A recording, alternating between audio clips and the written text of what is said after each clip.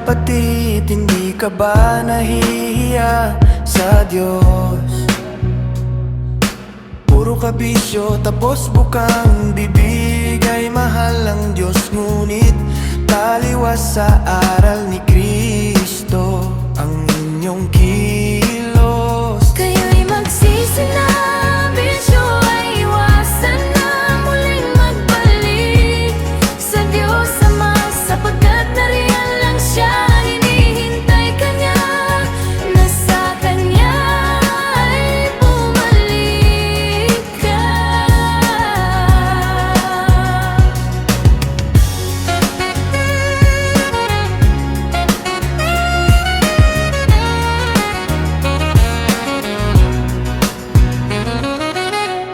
Paano mo sasabihin mahal mo ang Diyos kung sa paulit-ulit mong paggawa ng mga kasalanan ay para mo na rin paulit-ulit na pinapako si Kristo sa kanyang krus? Kayo'y magsisi na, bisyo ay iwasan na, muling magbalik sa Diyos Ama, sapagkat nariyan lang siya, hinihintay ka niya, na sa Kanya ay bumalik ka.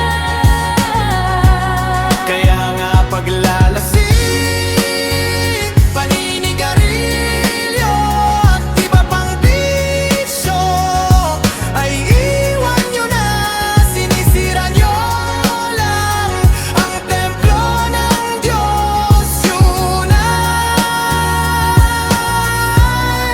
ang ating katawan.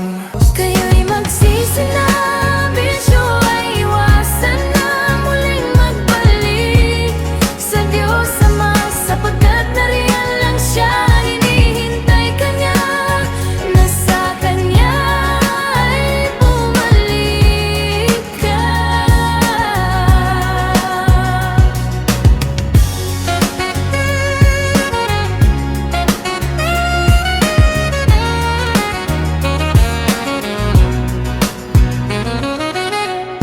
Paano mo sasabihin mahal mo ang Diyos kung sa paulit-ulit mong paggawa ng mga kasalanan